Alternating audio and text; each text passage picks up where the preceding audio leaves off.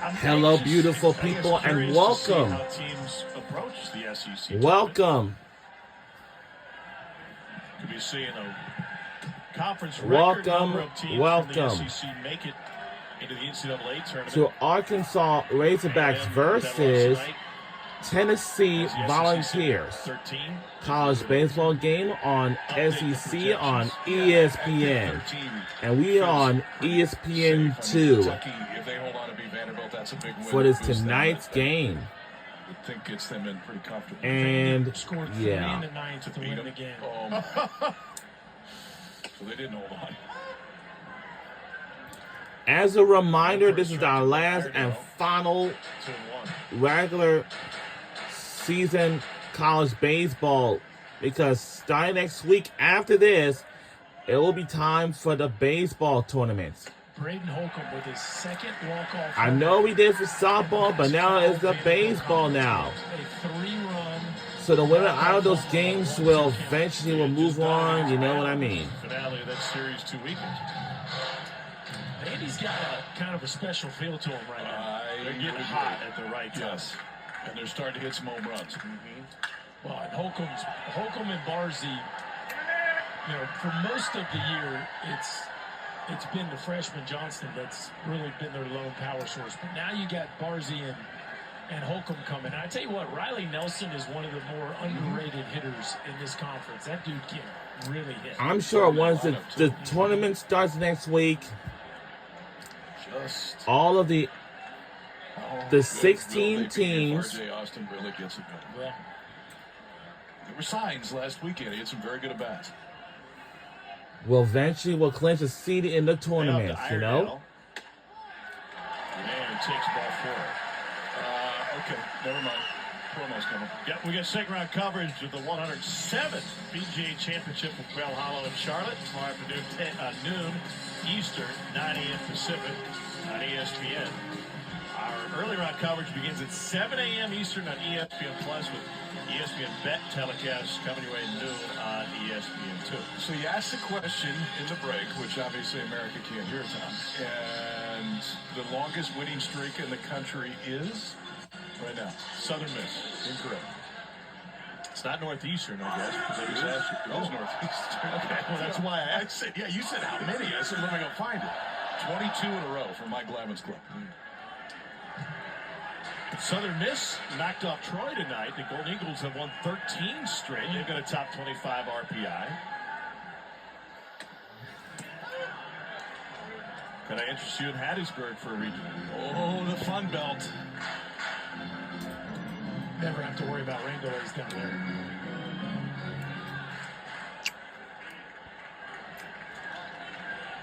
Here's Robinette at the plate. Peebles is having some issues with the pitch comm device.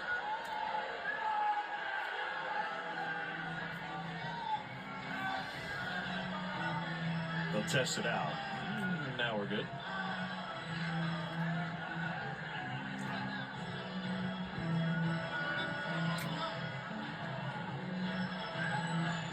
It's like a yardage watch on the golf course, Berkey. If you don't bring it, doesn't do any good. No, it doesn't help.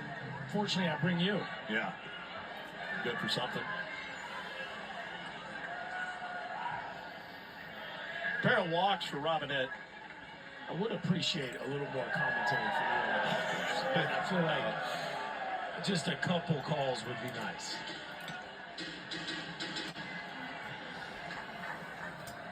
I don't have the pulse to do that.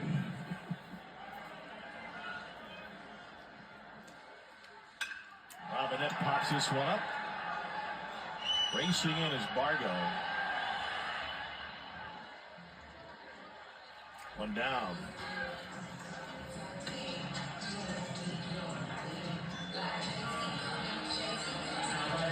And here's Justin Thomas Jr.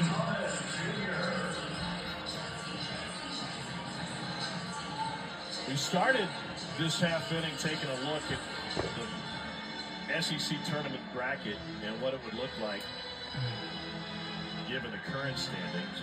What do you think is on the line next week in Hoover for teams?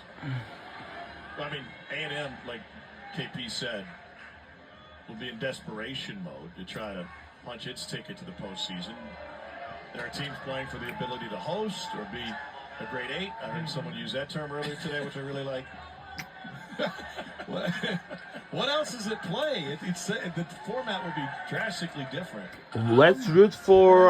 You could have one play to potentially This is the get in, tiniest stay game. on top of Let's it. root for Tennessee Volunteers. Runner on the move, slider missed low, Peebles throw, comes in on hot. You could have a couple. If not, we can root for Arkansas Razorbacks. Florida wins a series this weekend, wins a couple, and they go win a couple games in Hoover. Florida may host. Boy. Florida started 1-11 in the league. Thought maybe we'd see a little bit of this earlier, but now A.J. Russell in the ball game. That's Arkansas's first stolen base of the day. Well, obviously we got to see what happens the rest of this weekend before we really know. Yeah, last month in April, next week, we used to watch some when you think about how many teams college are still in the mix football to spring host, games like we used and to. how many you can make a case for? To I be know in the one top that we eight. watched was I won't say grade 8 ever, but I think there's going to be quite a bit on the line next week. Not to mention a trophy time. I am not going to call a single one of your shots tomorrow after that.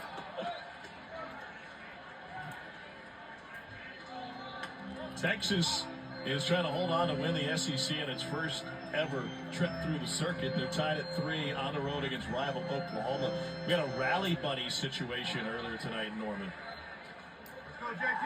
A rabbit got loose on the field. Rally bunny. Mm-hmm.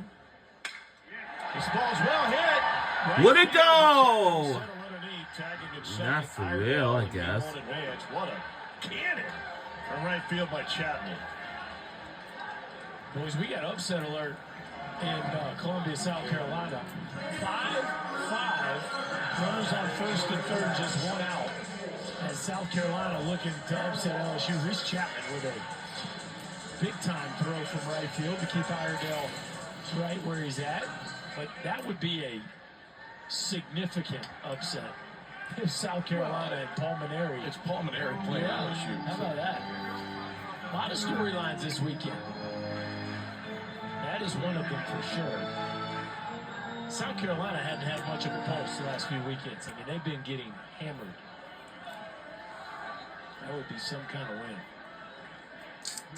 Here's Charles Davalon. Everybody calls him Chuck. Can we get Chuck on the scoreboard? If everybody was talking to him about it before the game, he's like, yeah, Chuck. Mom calls him Chuck. Family calls him Chuck. You called him Chuck? I mean, it's as official as it gets. Right. It's like the grade 8. It's kind of the same thing. I've heard that multiple times tonight, by the way. Once you say it, it is accurate.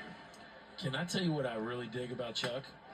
Is the mock tee under the uni, Chipper Jones style. I mean, that gives me some old school 90s Chipper vibes right there. It's a dickie. Okay. It's not really a full. Right. It's just the collar part of it. That's all it is. Christmas vacation? Yes. Call that a Canadian turtleneck.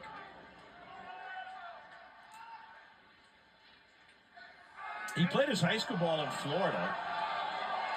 They found him via Twitter. He put his highlights online, and folks at TNXL Academy down in Ocoee, Florida. Look, we on ESPN gave him the 2. Flyers, so Wow, he we and on the family ESPN 2. Jumped in the car, drove 27 hours to Florida to get there. That resulted in a chance to play at Florida Gulf Coast and now Arkansas.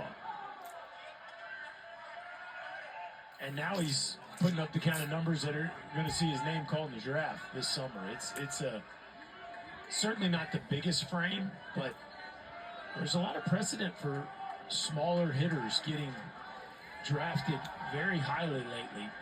Definitely an in vogue thing. And when you have this kind of strike zone awareness and the ability to barrel the baseball up, it doesn't matter how big you are. 5'9", 190. This dude just doesn't hardly swing at balls.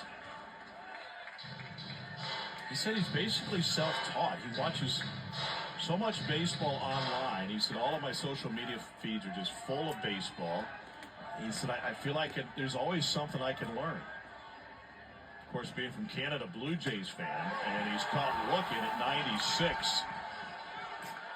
Davallon didn't see it as a strike. Odds are it may not have been a strike. Well, he doesn't swing at balls, but Russell gets him looking at a strike, and the balls continue to hold on to 1 run.